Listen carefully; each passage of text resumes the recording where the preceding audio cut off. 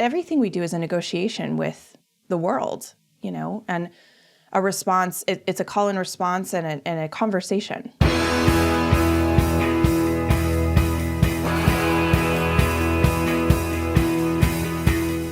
Welcome to The One You Feed. Transformation rarely arrives with a clean line or a tidy plan. It comes instead in the messy middle, the space between who we've been and who we're becoming. Laura McKowen calls this the threshold where everything feels uncertain, uncomfortable, and even sometimes unbearable. In this conversation, we talk about what it means to stand in that in-between place, why change isn't the end of pain, but the beginning of healing, and how we can start to build a life that can actually hold us. Because the truth is, giving up the thing that numbed us, whether it was alcohol, control, work, or anything else, isn't enough. We have to become someone new. I'm Eric Zimmer, and this is The One You Feed. Hi, Laura. Welcome back. Hi. Thank you for having me again. Yes, I am so excited to talk to you again. I loved our first conversation, and I'm excited for this one. But we will start like we always do with the parable, and I'll give you another chance to answer it because your first answer was unsatisfactory. Oh, I have no idea what you said. I was trying to remember. Yeah, I have no clue. I would imagine few of our listeners would remember, although I know a bunch of them loved it, and I often recommend your book to people early in sobriety because I just think it's particularly people who love good writing. I think it's such a great book about sobriety, but you're also such a good writer, and people who appreciate literature appreciate your book. So that's a big compliment. Thank you. Yeah, in the parable, there is a grandparent talking with their grandchild, and they say, in life, there are two wolves inside of us that are always at battle. One is a good wolf, which represents things like kindness and bravery and love. And the other is a bad wolf, which represents things like greed and hatred and fear. And the grandchild stops, and thinks about it for a second, and looks up at their grandparent and says, well, which one wins? And the grandparent says, the one you feed. So I'd like to start off by asking you what that parable means to you in your life and in the work that you do. Yes. So I couldn't remember how I answered it the first time. I almost went to look it up, and then I thought, don't bother. But what it means to me right now in my life and my work are, I would say, the good wolf. Well, it's battling between. The battle exists in having the courage to say the truth, speak the truth, even when it is going to disappoint and possibly piss off and possibly make people really hate me. And knowing that that's not personal. I guess another way of saying it is the bad wolf is playing it safe or thinking that there is such a thing as safety when you have a public voice, and desiring that. And the good wolf is wanting to be free and doing whatever that means in the moment, especially when it comes to telling the truth. I was like, I had no problem. It's not that I had no problem, but I've been talking about hard things for a while, and I had no problem really doing that in talking about sobriety because it was saving my life. But I feel like I've reached this point where now there are other things that I really want to talk about, but I've got a bigger platform. There's more people listening. There's more people watching, and I get afraid. And that's a good wolf, bad wolf thing in my life right now. Yeah, I think it's a really interesting point because I think there's two things that start to happen. At least this has been my experience. Thing one is just a genuine fear, like I don't want people to not like me, etc. The other is I don't want to drive people away from what I feel is like really important content or messaging. Like for you, you're talking about people about getting sober. It's life and death, and feeling like I don't want to drive people away from that by sort of moving quote unquote off topic in a way that starts to drive certain people away. And so for me, it's been this balance, particularly as I've as I've thought more about how do I bring issues that are beyond personal development that I care about. Yes. 2, there are things I want to talk about. There's things I want to advocate for. There's all that. And so how do I do that in a way that is helpful and useful? And, but I also don't want to drive people away who can be getting something valuable out of what I'm doing. I mean, obviously there's the like not wanting to drive away people because you don't want your numbers to go down, but then there's a genuineness. So I find both those. I find both, I'm battling a variety of factors when I start thinking about those things. Yeah, all of those things are true for me too. It's not numbers going down. It's more, I have a genuine, I think 2020 and 2021 were traumatizing. That's an understatement for everybody. And one of those, the things that I experienced was being a person with a public voice. It can be really nasty in the online spaces and less so in the real world. But a lot of what I do is trying to distill and present information in an online space. And I'm choosing to do that. So it's like I don't want to be light and fluffy and easy and just and always be safe. Mm-hmm. Right? Mm-hmm. I actually don't want that at all. But I find myself challenged to, as you said, bring in other topics, and not get sucked into the dark side of it.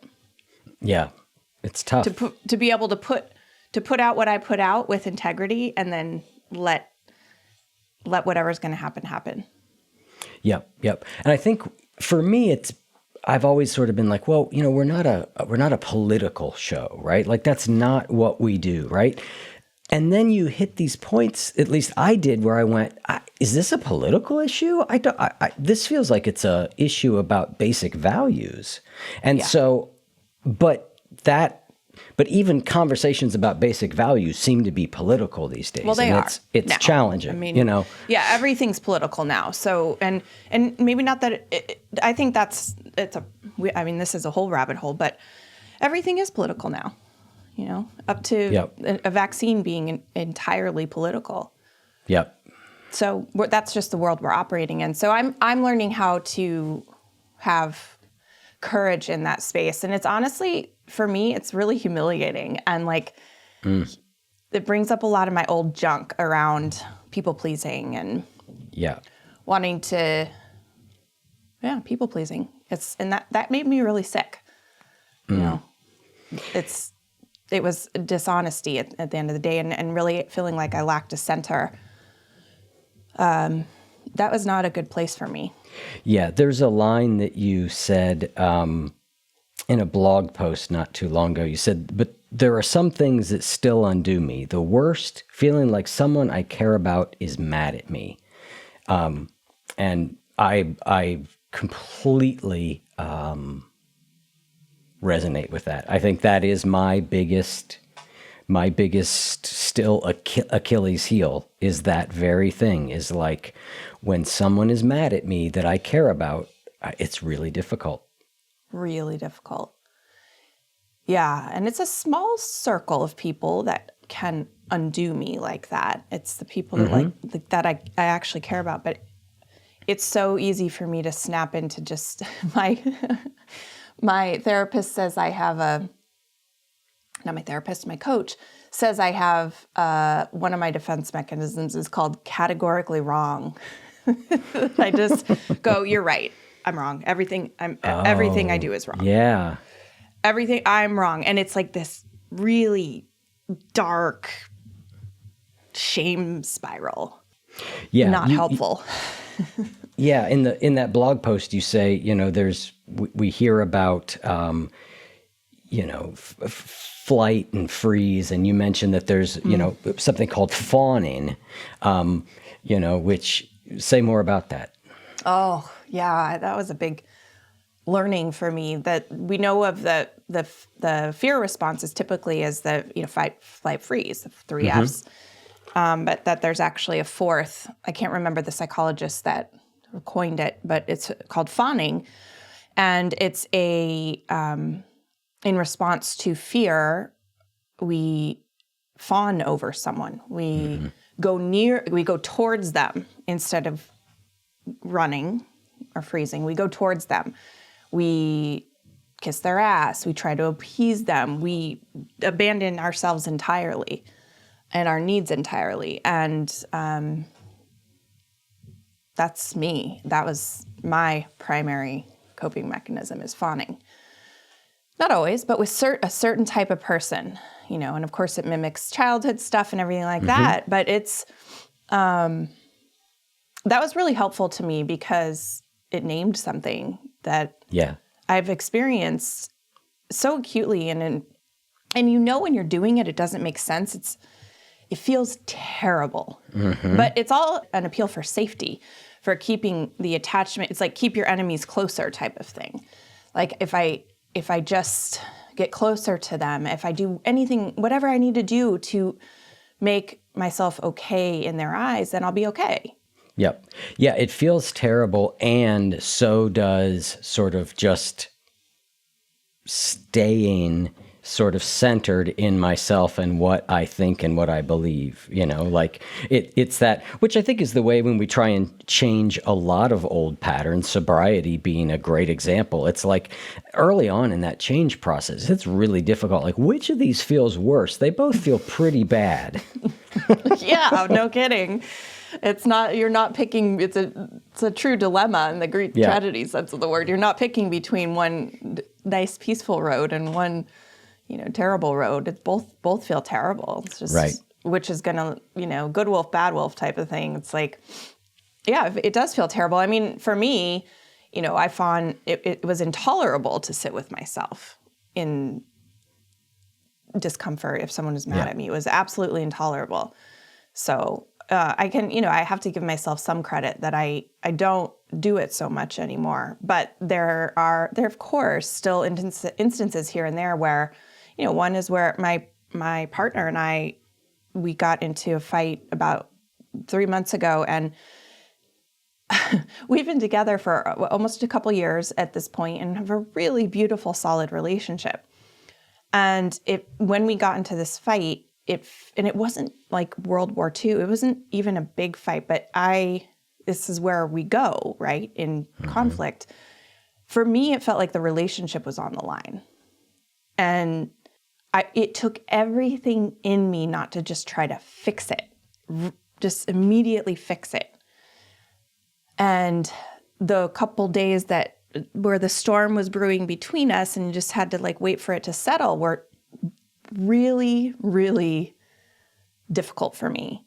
And when I told him, after we finally did talk, that it feels to me like the relationship is threatened, he was shocked. It's like, really?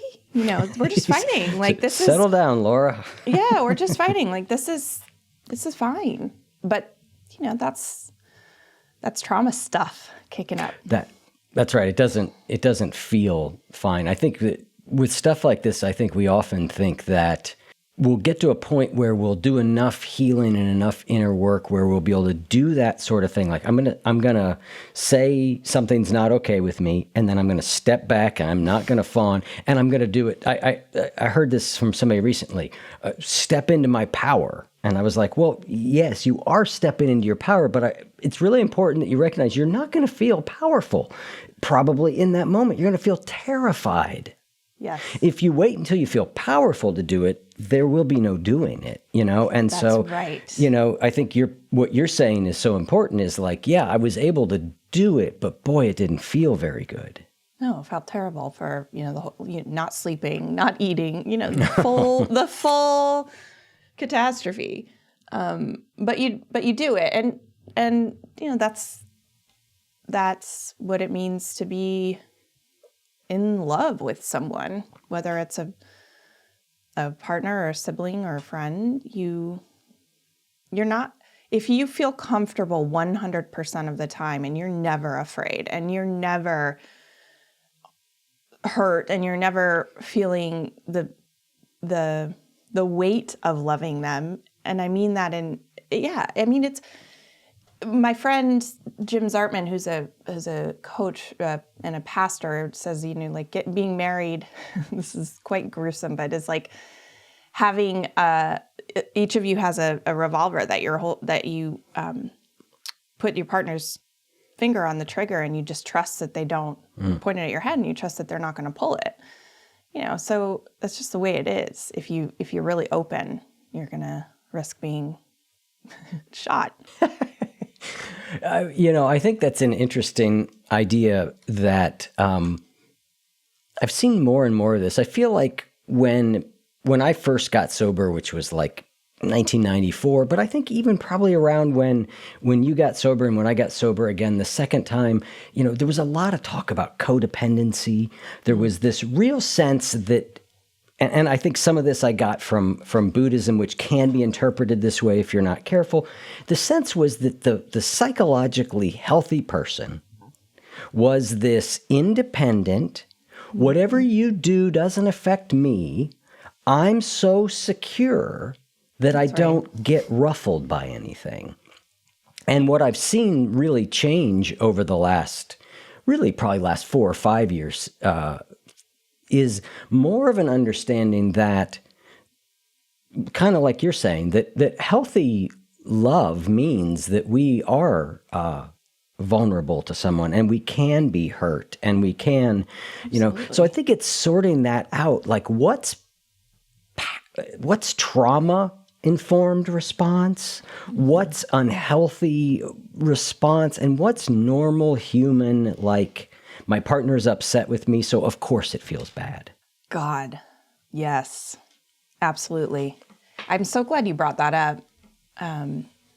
Codependency is real. There is very dysfunctional codependency, but I think that the truth is always somewhere in the middle, as we know, and the healthy place is in the middle in balance.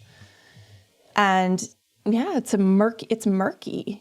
How I've said to him many times, you could really hurt me, at the beginning of our relationship. It was like, wow, you could really hurt me. And I hadn't really been in a partnership quite like that before. And it's wonderful because you're all in, and it's terrifying because you're all in. Yep. And we do depend on each other. So yeah, it is murky. I definitely don't have the answers to that. It's like, it when you feel it, kind of, but to give a point-by-point description of the difference is really difficult. Like, it when you're, I think even healthy relationships can have a small amount of codependency. If you're an attuned person, I'm very attuned to other people's energy. So when and my daughter too, when they're upset, I feel upset. Yep. Does that make me unhealthy? I don't think so. It's, I guess, what I do in response to that, and if I need them to be okay for me to be okay, then we're drifting into unhealthy territory. But I think otherwise it's just loving. Yeah. I think what you said there is really important. Like, how do I respond to them in a way that doesn't make it about me? Doesn't make them being upset, them being down, into suddenly about me. And there are people I've had in my life before, maybe I was one of these people at some point, where it's, no matter what it is, it immediately sort of flips into like, they feel bad. I no longer even feel comfortable feeling bad because I'm like, it's about them. Save you. Yeah, exactly. Now I have to rescue you. Yeah, no, I've been in that too. Yeah, it's a responsibility thing, I think, at the end of the day, but it's overlapping circles. There's not, you exist here and I exist here and we never cross. We do. But I think at the end of the day, it's a responsibility. Each one feels responsible for their own. At the end of the day, you feel responsible for your own experience. You mentioned fight, flight, freeze, fawning. I heard another term recently for it, which was flopping. She made me laugh. I was like, that kind of just, yeah, I've been there. Yeah. That sort of describes me. Fight, flight, freeze. Yeah, so none of those are flopping. Yeah, it's That's just kind hilarious. of, you just kind of collapse in on yourself. Yeah. Yeah. Go to sleep. Yeah. I've flopped. Those are actually more, the flopping and fawning feel more true to me than the other three. Yeah, exactly. Me too. Yeah. Me too. Yeah. Yep. We were talking about this a little bit beforehand, but maybe we could hit on this as a general topic. You recently published something on one of your, I think it was on one of your social channels about some books that you've loved recently. And maybe before we go into what any of them are, talk about what, because the books you talked about were fiction books. Talk to me about what fiction specifically gives you that feels so important and valuable. Okay. I love this topic. Yeah, fiction. I would say I'm traditionally much more of a nonfiction memoir lover. Like that would be my first love, maybe. Mm-hmm. But ironically, several of the books that have been instructive to me and helpful to me, I would say the top 3 or 4 of them are not memoir or nonfiction. They are novels. And I'd have to say it's the mythology of it all. What we get to experience in fiction is some representation of a myth. And so then it kind of widens the aperture of what's possible, because real life is just real life. It can only get, as strange as real life gets or whatever. But fiction can be so much more. I mean, you can include magical surrealism, you can include fantasy, you can include any, historical fiction, you can include things that are true and not true, and anything, and yet it's still always, so you can use those tools to create a myth. And to me, the myths are what we're always after. That this timeless stories, the archetypal stories that live within us. And so, for example, one of the books that I posted was the Book of Longings, which you and I talked about, which is a fictional story about an alternate story of Jesus. Mm-hmm. Which she obviously, as Sue Monk Kidd wrote it, obviously researched widely. And it was beautifully researched. You could tell she was she abided by what we know to be true about the story of Jesus, but also had to add like all kinds of things. And there's something in that made it feel more real and more true, because she allowed her imagination to fill in the blanks. So yeah, I just also love the writing, the literature of fiction. You can see that sometimes in memoir, but in memoir, they're trying to tell a true story. Yep. So the writing tends to be different. I won't say always, but it tends to be different. Even if you look at writers who do both memoir and fiction writing, the fiction writing just has a different feel. It's, there's more prose, it's more lyrical often. Mm-hmm. So it feels like you just can get immersed in that world. Before we dive back into the conversation, let me ask you something. What's one thing that has been holding you back lately? You know that it's there. You've tried to push past it, but somehow it keeps getting in the way. You're not alone in this, and I've identified 6 major saboteurs of self-control, things like autopilot behavior, self-doubt, emotional escapism. that quietly derail our best intentions. But here's the good news. You can outsmart them. And I've put together a free guide to help you spot these hidden obstacles and give you simple, actionable strategies that you can use to regain control. Download the free guide now at oneyoufeed.net/ebook and take the first step towards getting back on track. Yep. I have, it's one of the things about doing this show that is hardest for me is I have so much reading to do for guests that I don't get to read as much fiction as I used to, but I still try and squeeze it in. There's something about it that I deeply love. Same. And that Book of Longings book, I found so fascinating to see her describe somebody who is in relationship with Jesus. Like what might it be like to be the intimate partner of somebody who's that single-minded? Of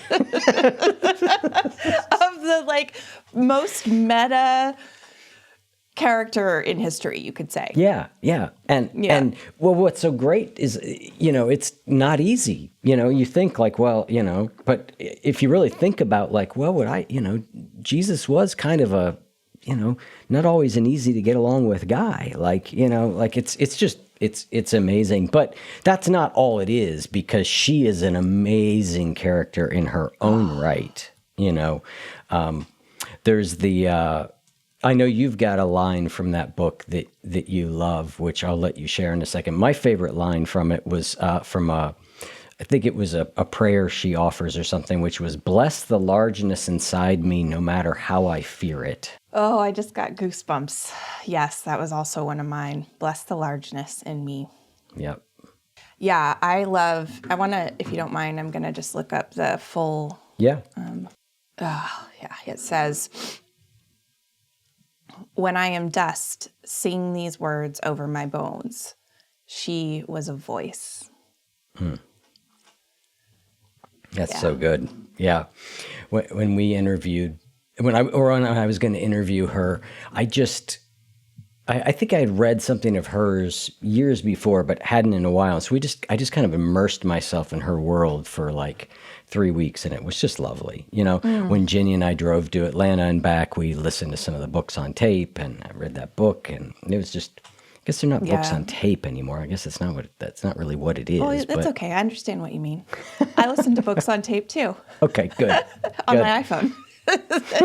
Yeah. She is an extraordinary writer and woman. And her female characters are some of the best that have been written.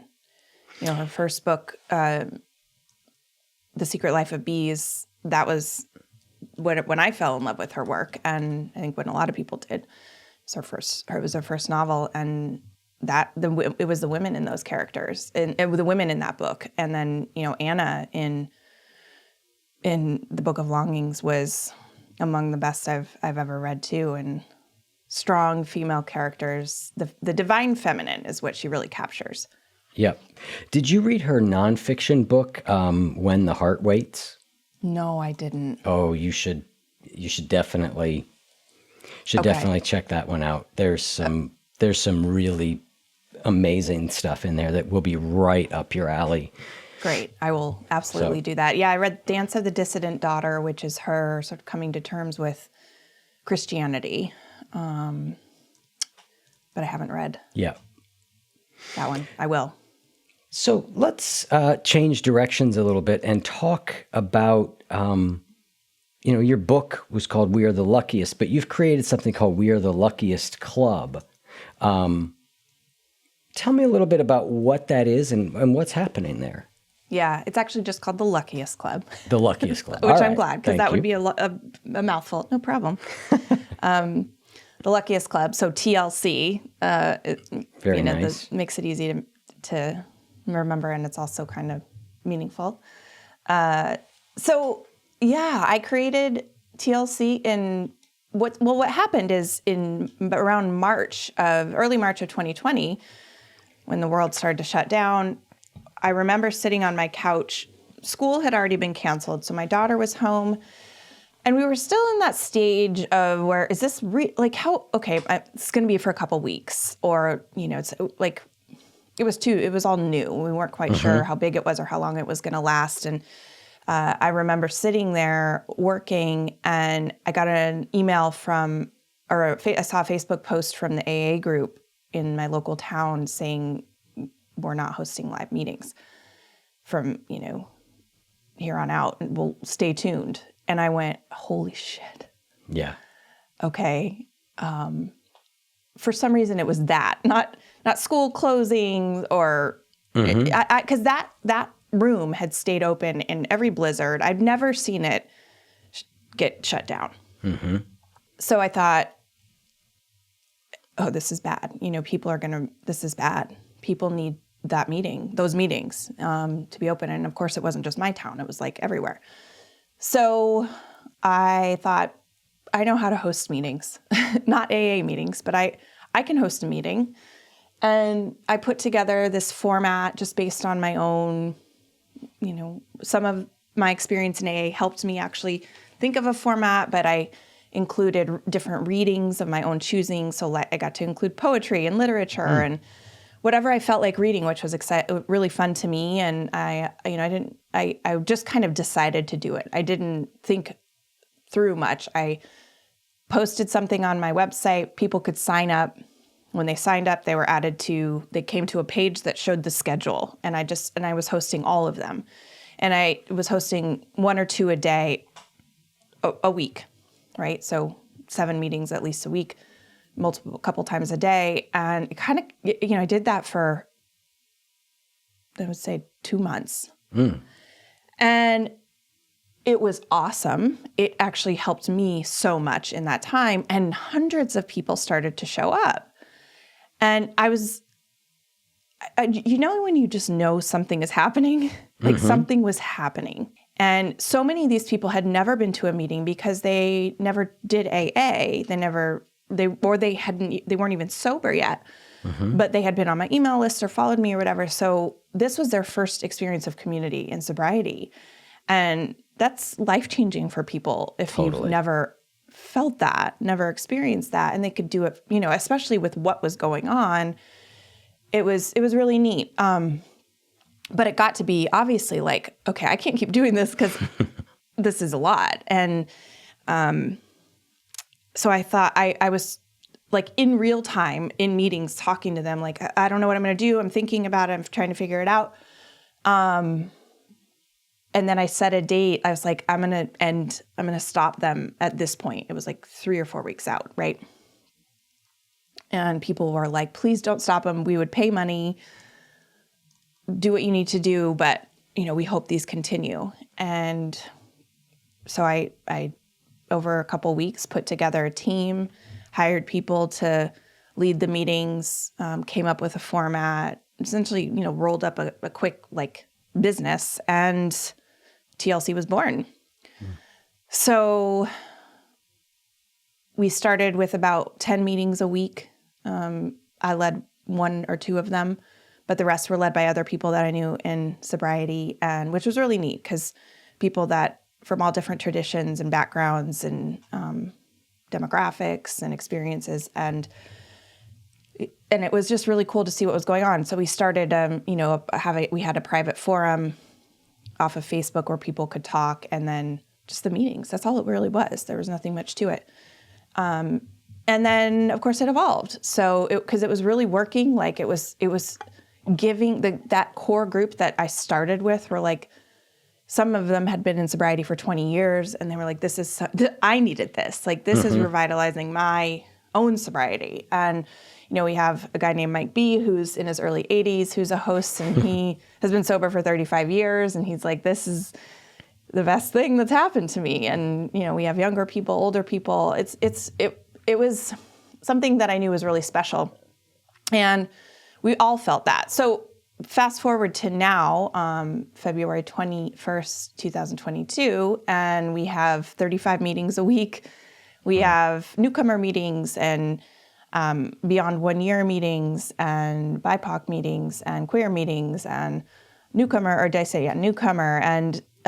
And all kinds of other programming too, beyond just meetings. We have something that's called the Academy, where people can, because as you know, like we get sober and then it's like, okay, then what? Now what? Yep. So we have content to help people. The way we sort of look at it is like you're working, your life is a relationship, with several different things.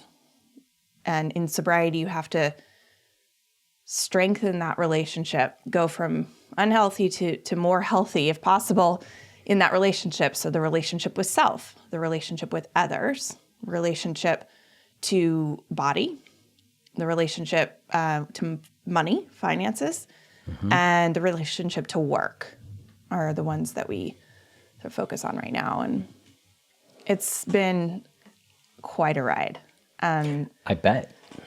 Yeah, and it's got its own culture, and there are members that I've seen people, just like you do in AA, get sober and miraculously and change, and then go on to be start a subgroup in their own area or for their for their something that they're interested in, and this will be our I can't even remember what year we are in 2021. This will be our 2-year anniversary in May.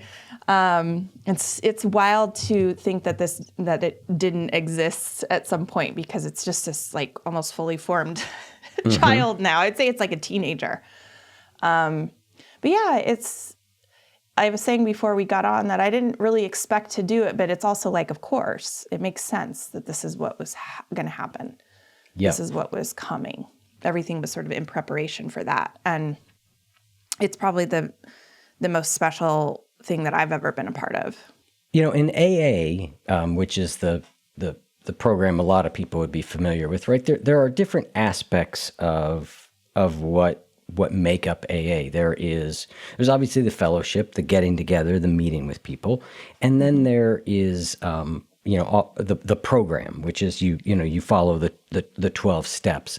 I'm kind of curious, in the Luckiest Club, is it primarily fellowship? I know you're starting to offer program-related things. Right. Say a little bit about that, and I guess what I think this raises the more interesting question is we see more and more recovery modalities starting to pop up, which I think is wonderful. I'm kind of curious, as I think about that, I'm like, well, what is it that makes a modality more successful or less successful? And I'm kind of curious what your thoughts are on that, having been through a bunch of the ones that already existed and now having 2 years of working on your own. Yeah, that's a great question. So our what we say in every meeting, there's a few, we read a script, there's a few things we say in every meeting. We do have a culture, but I wouldn't say yet that we have a program. We don't have, okay, here's the steps that you work, or here's what you go through. And that's being developed right now. That's actually the book that I'm writing. But what I wanted actually was not to have that in the beginning. And what we say is we respect all paths to recovery. We don't do dogma. We lead with compassion. We welcome you as you are. That's who TLC is today. And I don't ever want to do dogma. Right. But I have also seen the need for something for people to work against. To apply themselves against, and kind of a program, an actual program. When you say against, you mean say what you mean by the word against. Like we need a program. I've seen people go, okay, I love going to these meetings, because right now it is, I would say, 99% fellowship. It's community. It's not that we just get on the meetings. I mean, it's very intentional. The meetings are very structured. We have speaker meetings and topic meetings, and there's a lot that goes into those. So it's not like this free for all, but it's mostly community. Yep. Fellowship. And that's great. And it's a big part of it, but people want something to work. They want to be able to do the work of sobriety against a program. And of course. So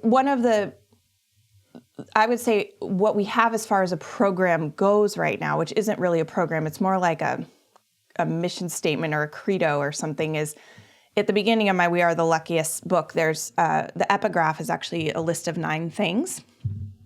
And it says, 1, it is not your fault. 2, it is your responsibility. 3, it is unfair that this is your thing. 4, this is your thing. 5, this will never stop being your thing until you face it. 6, you can't do it alone. 7, only you can do it. 8, you are loved. And 9, we will never stop reminding you of these things. And that is what we say at the end of every meeting. And that's what my new book is built on, is those 9 things. So to answer your question, it's been largely fellowship up until this point, and then we've started to add in programming. And the reason I think that's interesting is because I think there's this idea that modalities show up fully formed, but the best ones are built in community. Yeah. Yep. They're built as a response to a community need. Yep. Not dictated from above high, or on high. They're even Dr. Bob and Bill Wilson did that. They wrote the book, they wrote the big book. And I think one of the places where it's unfortunately fallen short is that they haven't updated that literature to be inclusive of modern times. And every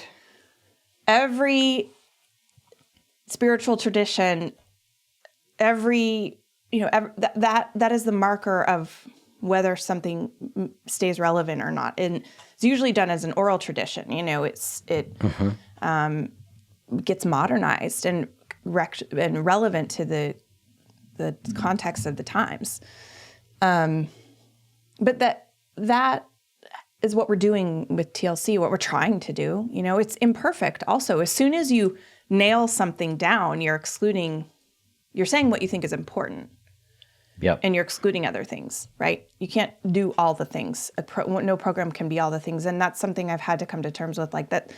I just have to say, this is what we're about, and make it as expansive and open as possible and open to interpretation, but also be clear. Right. Yeah, there's a little bit of that. What's that? The idea, like, if you stand for everything, you stand for nothing kind of thing, right? Like if you, at a certain point, you have to start to say, well, this is, there is something here that works. But I think you're right that, these things emerge over time, and AA emerged over time. Bill Wilson didn't suddenly sit down one day and be like, oh, I've got AA figured out. Like it happened by meeting, Dr. Bob, and these things happened. And then they, and Carl Jung and all these other people, right. Yep. that we don't hear about. But it was very much a project of many minds. Yeah. And the thing I've heard also, just to tag onto that, is that there were some people in AA who really pushed on that line, the line at the end, God as we understand him, that they pushed for that to be. And I feel like that whoever the few people were who pushed for that saved millions of lives. Absolutely. Because it's like founding father language, it's, you kind of look back and you go, how? How did that decision get made? And it was very prescient at the time, So that did save millions of lives. God as we understand him. It's been really interesting, deciding what for example, a lot of people said, well, what about like moderation, and what about harm reduction, and why can't that be part of this? Or California sober, what's your stance on marijuana? And it's like, I know. I'm not close enough to the recovery community that I hear that term very often. So every time I hear it, it makes me laugh. Me too. But it's like, no, we're not about moderation management. We're not a harm reduction. We're abstinence-based community, and that's okay. Yep. So yeah, If you don't stand for something, that's a different one. If you don't stand for something, you fall for anything, or if you try to say everything, you say nothing. All those things. Yeah. I feel very. It's a good, check for me because, as you know, we get pretty self-righteous about certain things, and I've had my mind changed about a lot being in community, and that's why, as my friend Jim says, there's sanity in community. Yeah. Right. That's why we have it, because one person doesn't know. That is a great line. There's sanity in community. Makes me think back earlier in this conversation we were talking about, like, how do you know when, something is like sort of healthy love or dependence? And the word that came to my mind was, well, it's really about discernment. And one of the things that I certainly have really come to believe, I think I believed it a lot earlier in life, and then or earlier in my recovery, and then maybe I lost it a little bit, and I've really picked that thread up much more strongly, is that discernment happens in community. It happens with other people. That's the best way. Yes. If you're trying to discern all by yourself, it's not to say that you can't, that none of it's possible, but for me, I almost feel like true discernment needs a community, even if that community is one or two other people. 100%. That's why we talk about relationships, that we're always in relationship to things. We're not islands. We don't, as much as we like to think we do things alone, we don't, and not well, ultimately. So it is a relationship. Yes. And discernment happens in community, and discernment happens, all of everything we do is a negotiation with the world, and a response. It's a call and response and a conversation that we have, right? And I think when something gets to be unhealthy and cult-like, is when there is no conversation, right? When there's only rules, when there's only one way. Yeah. It's that middle way, Yep. that fine balance. Yep. And some people might say AA is a cult, but I think the fact that the traditions were created is what sort of, to me, stopped it from becoming truly cult-like, because nobody had the power. I mean, in cults, very few people have all the power, and right. What AA, I mean, as brilliant as I think maybe the steps are, and in some ways, or what they did, I think the traditions are the thing that most blow my mind, that I'm like, how did they see that coming? Like, how on earth did they design a decentralized organization like that in 1940? I know. It's pretty, well, I think that's, I think there's God in that, not God as a creator person, but Christ consciousness, God consciousness. Yep. Yeah, because it makes so much sense. It's almost not like mere mortals did not create that. Yeah. We're not that good at that stuff, Our egos get in the way. They were certainly working from a deeply inspired place. Yes. Just regardless of how you want to quantify that, they were working somehow from a non-egoic place. Absolutely. Yes.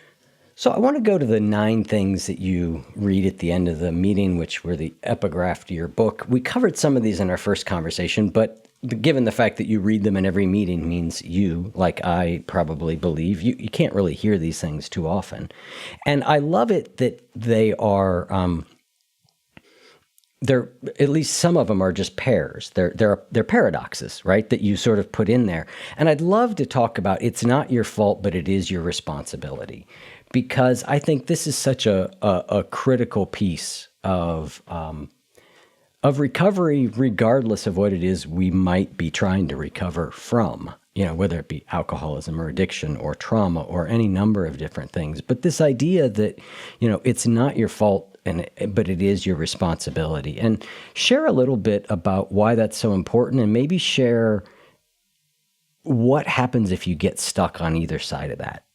Yeah, I agree. This isn't specific to recovery even. This is just life. Mm-hmm. This is, I think, what is delineates the difference between like what Carl Jung called the morning of life versus the afternoon of life, or what Richard Rohr called the first half of life versus the second half of life. Is, in the first half of life, you're usually very entrenched in one or the other of those things. And in the second half of life, you hold them both. So what they meant to me, and why I wrote them that way, I think people tend to fall on, I know from talking to lots of different psychologists in the research for this book, that our tendency is to blame. It's like it's sort of our innate reaction as kids and even as adults is to not take responsibility, and because we're not really taught how. It's something you have to learn. And so a lot of what we do going throughout life is either take on all the blame or put all the blame somewhere else. Or we mistake blame for things like duty and obligation, which is we mistake responsibility for things like duty and obligation. So we think we're being responsible, but we're not. We're doing something out of obligation. And women especially do this. Like, I am being responsible to my family, let's say.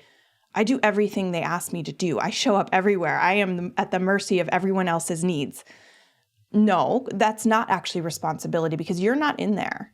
Like, you're not taking responsibility for your experience. You are excellent at duty and obligation. But that's like below the line of responsibility. As Christopher Avery developed, it's called the responsibility process, and he was really helpful at explaining these things to me.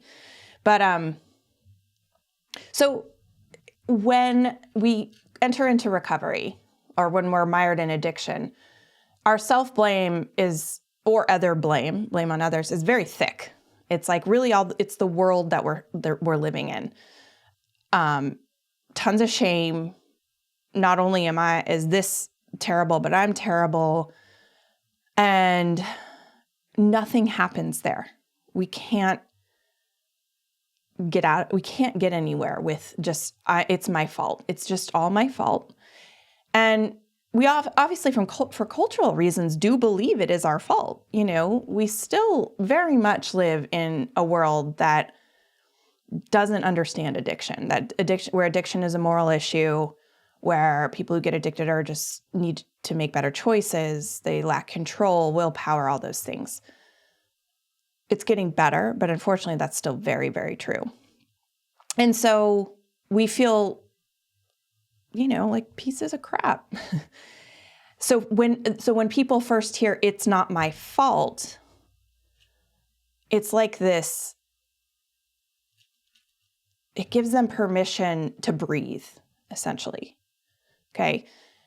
And then when you say, but it is your responsibility, that also actually gives them permission to breathe, because people actually really want to take responsibility. They might not think they do, but we actually really do. But we just have it confused. Like, what's true about responsibility is that the reason we want to take responsibility is because that is actually where our freedom is. That's where our power is. That's where we can actually effectuate change. That's where we can have peace. So holding those two things in, for me, I thought everything was my fault. That I never was like it's that person and this person and the world's against me. I was never that. I was like very much the opposite, which is equally as damaging, right? Yeah. Because it's not true. And as long as I'm blaming myself, they're two sides of the same coin. As long as I'm blaming myself or other people, I am unable to be effective right now. Right. Yeah. It's just a bad story. Yeah. I think what you just said there really caught my attention, which was when I say it's not my fault, I can breathe, right? Because up to that moment, there is a natural, even if I do think it is my fault, there is still, I'm trying to defend and justify myself to some degree. Like I'm if I think it's all my fault, I'm sort of in a battle. Whereas if I can go, oh, it's not my fault, like you said, I can drop blame for a second. I can stop fighting something for a second. And then, it is my responsibility. Opens that up. I want to go back to something you said a minute ago, though, because I think I'd love to get your thoughts on this. You talked about duty or obligation. And I'm really interested in values. What we think, what are our values? Like, what do we, living out of our values. But living out of our values and duty and obligation are very close cousins. Right? Like if I go, well, my value is that I want to, I have a value that you should, but that I have a value that caring for family members is important. So there's a value that very quickly can bleed into duty and obligation, right? In feeling. And so I'm kind of curious for you, how do you keep those apart, do you think? Yeah. Great question. I've thought a lot about this because it's complicated. If you're truly operating out of your values, that means you're living in choice. Mm-hmm. And if you're living in choice, then you are taking responsibility. But a lot of times people, their actions and the way they're running their lives are actually not in line with their values. They're in line with someone else's values, with society's values, with their parents' values, with someone else's script. And that's where it feels like, that's where, and then they're just resentful, even if they won't say it. So it's not that when you live in responsibility that suddenly your life looks different and you're not doing anything you don't feel like doing. It's that you're choosing. Even if you're choosing, and you know why you're choosing. Even if it's things that are terrible, that feel terrible, or that aren't your preferences necessarily. You can be in responsibility in them by making the choice and knowing why you're choosing it. It's when we follow a script that where we either aren't aware because we've never actually thought of what our values are. And for good reasons, like it didn't occur to us that we could. We just took what was given. We did what we were supposed to do. We don't know why we're so miserable. And someone telling you, like, have you thought about what you want and what's really actually important to you? That can be a revelation. And then moving, letting that animate your choices is another revolution. And it might mean your life looks wildly different, or it might not mean that. But it's the energy at which you approach things. Are you just reacting to your life? Or are you consciously choosing the things that you're doing because they're based on your values? And look, this is a lifelong process. But that's the difference to me, is that. Yeah, I totally agree. And I think the thing that's important in there also is to sometimes keep circling back to choice. Right? Like, I think that we can get clear on what we value and what's important. This happens with me taking care of my mother, right? Like, so I'm sorry, Mom, if you're listening.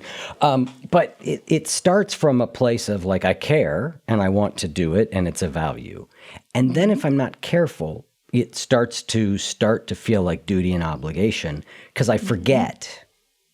That you're choosing it. That I forget that I'm choosing it. So then I have to go, stop, hang on. Nobody's making me do any of this. Circle back. What's my value? So it feels like it's this, there's a loop that needs to be maintained, which is like totally value, driving choices. Choices start to become habitual because we habituate, right? And then going, all right, I don't want to be driven off habit, back to choice. Oh, yep, still lines up. Okay, and it's this looping process. It's an active living process that we are in every day. It's not, and your values change over time, of course. That's another thing people don't necessarily get or appreciate or feel they have the permission to do. The things that were important to me 10 years ago are not important to me really anymore. Part of that is I'm older. Part of that is I'm sober. Part of that is I'm in a different career. I mean, we change, we evolve. And I always say you're allowed to change. You're allowed to change. This is such a fascinating topic to me. I am actually about to start on a 2-year program in existential psychology, which is very much based in, it's like the combination of, it's very popular in Europe. It hasn't quite come to America, but it's this merging of philosophy, which talks a lot about the concepts of freedom and choice and responsibility, but also psychotherapeutic models. How do you humanize that? So I spend a lot of time thinking about responsibility and the difference, because it can get really murky for me and other people. But it's probably, one of the most worthwhile endeavors is to commit yourself to discerning the difference to that in your life and to finding a way. Because look, the other thing is, like, we don't have control over so much. So it's always done through the lens of your own skills, your reality, your present circumstances, your values at the time. It's always very contextual, right? Yeah. There are, of course, many times in our lives where we're faced with things that we didn't choose. If you're taking care of your mother, she didn't choose that, and you didn't necessarily choose it either, but it's something that you're faced with making a decision about now. The way to not become resentful of that is to be in responsibility in that choice. Yeah, I think the other thing that's really difficult, and I'd love to keep hearing from you about this as you go through this program and as you learn more and get your thoughts now, but like determining our values and which values are really ours and which values are the ones that we inherited, and recognizing that, like, what's the way to say this?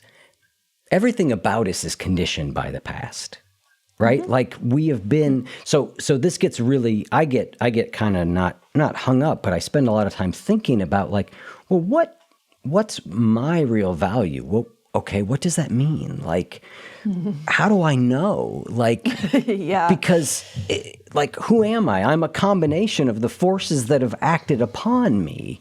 And so I don't want to be just that. And that's very real. And I think this idea of figuring out what we value it's an easy phrase to say, but is extraordinarily difficult work. Yeah. It's some of the hardest work we do, because it often means rejecting people and institutions that have many times done well by us, have sometimes even raised us. Mm-hmm. But that's, I read something amazing from Adam Grant the other day. I don't know if you're familiar with him, but I shared it actually. He said, too many people spend their lives being dutiful descendants instead of good ancestors. The responsibility of each generation is not to please their predecessors, it's to improve things for their offspring. It's more important to make your children proud than your parents proud. Amen to that. Yeah, we in the spiritual habits program that we do, we've got the main program, then there's a second program, an intensive, and we were talking about legacy recently, and the phrase legacy sort of being like a connective tissue between generations, right? Like I inherited a legacy, and I'm passing one on, and getting really clear on which parts of that, like, yep, keep that flowing, and Right. nope, that stops here. That's right. That's a beautiful way to put it, like a river. We're gonna keep this part of it going, and we're gonna put a block up here. Yeah, I love the word legacy, and I think that has a tremendous amount to do with values. It is the hardest work that we'll do. I mean, some of the values that my parents had are not mine. And some of them aren't mine because they weren't in my, they weren't part of my DNA, like written in, not literal DNA, but it's like not in my soul. Like I just never, I was born not valuing those things. And maybe I assimilated and tried to value them for the sake of pleasing my parents and just getting along.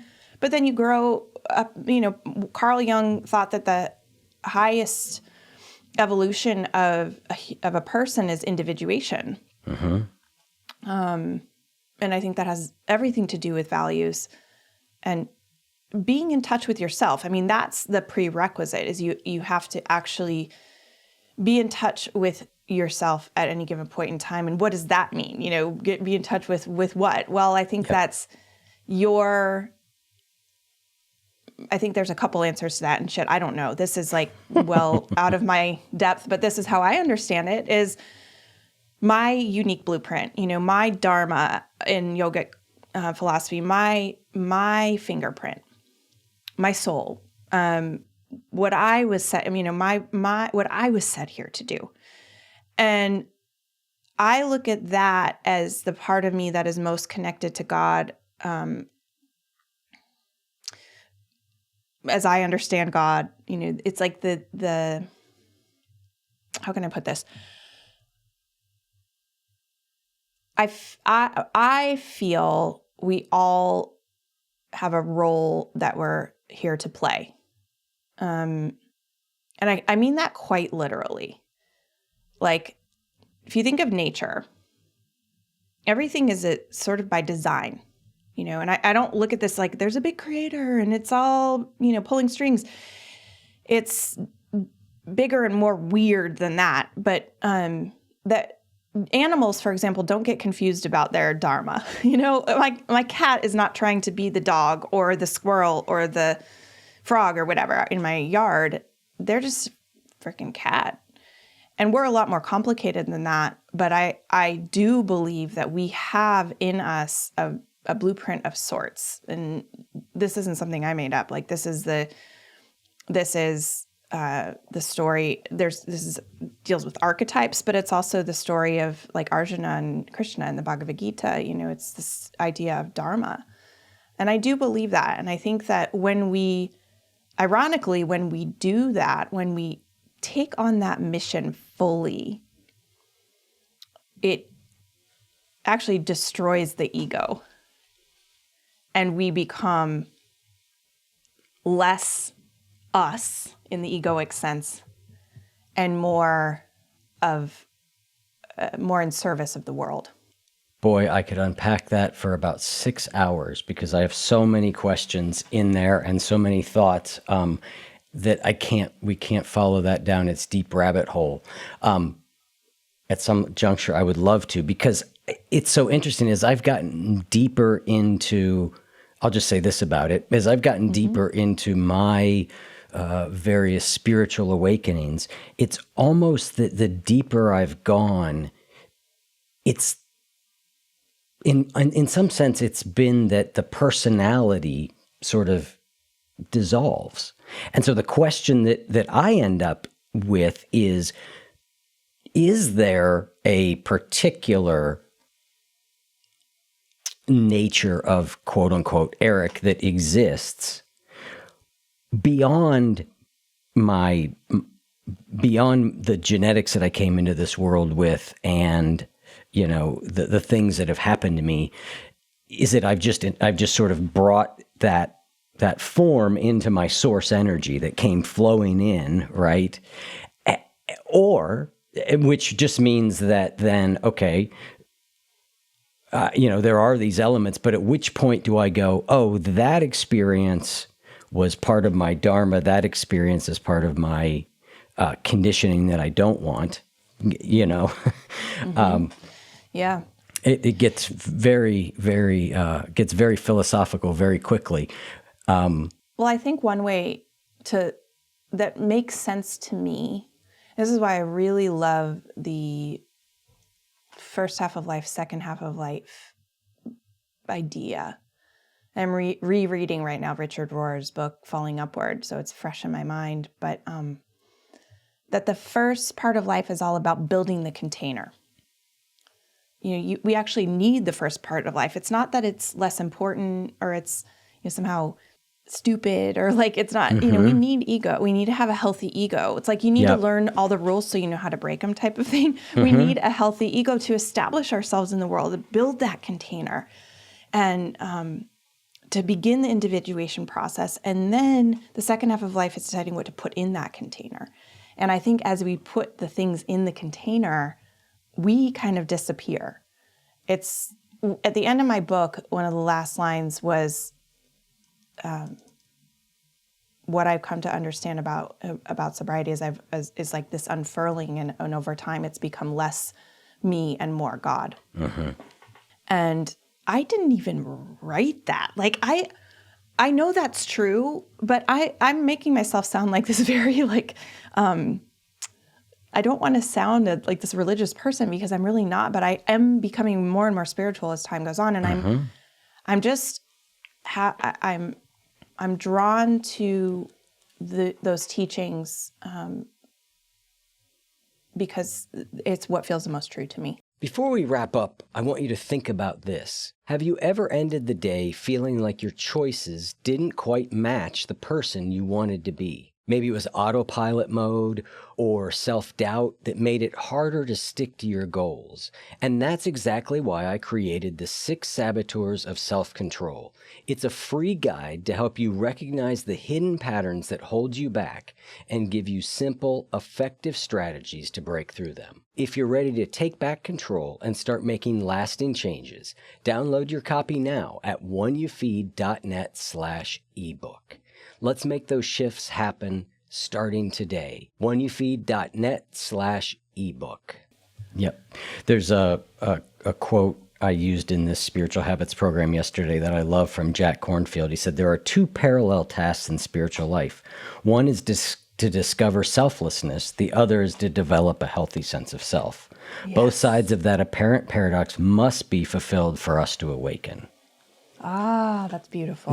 So I need to look at that. Yeah, so we're kind of doing these two different things. I think in our desire to be like, is it this or that, right? I've often been like, which is it? And wisdom would say, well, of course you're doing both, and whether you're doing them in parallel, whether you're doing one of them at one point in life, another at another point in life, also made me, as you were talking about, Dharma and Christian, I was thinking about, some of I think there's so much wisdom in some of the older Hindu teachings. And one that has always struck me has been that there are different things that you do at different stages of life that make sense, that are absolutely like, they're all part of your spiritual path. Like there's a period where family and career are like, that's part of your spiritual development. It's not a distraction from. That's right. It's part of it. It's you go through it. And I just love that instead of saying, like you just said, that like that early part of building the container is like, it's only there, in order so you can get to the later part. No, it's all important and all part of it. It's all important. Yeah. Yeah. Yeah, you could never do the second part wouldn't be meaningful if you only, if you never did the first. Yep. And the first part wouldn't be meaningful on its, where what Richard Rohr says and what Carl Jung has said is that most people don't get to that. They don't accept the mission of the second half. And I think that's absolutely true. That's why I've always talked about, that's why I get excited when I actually talk about sobriety. I've learned that's what is most animating to me about it, is because I knew even when I didn't want it with every cell in my body that it was my invitation. Totally. I knew it. Yep. Yeah. Well, we are out of time. Like I said, I feel like I could go down 50 different rabbit holes here, and hopefully we'll do it. We'll get to do it again sometime. But thank you so much for coming on. You've got a new book coming. That's really exciting. You've got the Luckiest community. We'll put links in the show notes where people can get access to your book, to that community, and another wonderful place for people to have a chance to work on recovery. So thank you so much, Laura. Thank you. This was awesome.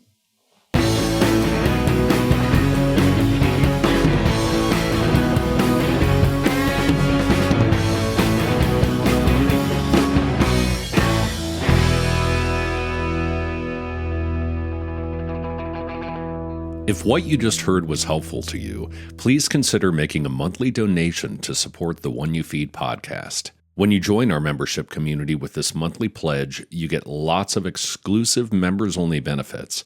It's our way of saying thank you for your support. Now, we are so grateful for the members of our community. We wouldn't be able to do what we do without their support, and we don't take a single dollar for granted. To learn more, make a donation at any level, and become a member of the One You Feed community, go to oneyoufeed.net/join. The One You Feed podcast would like to sincerely thank our sponsors for supporting the show.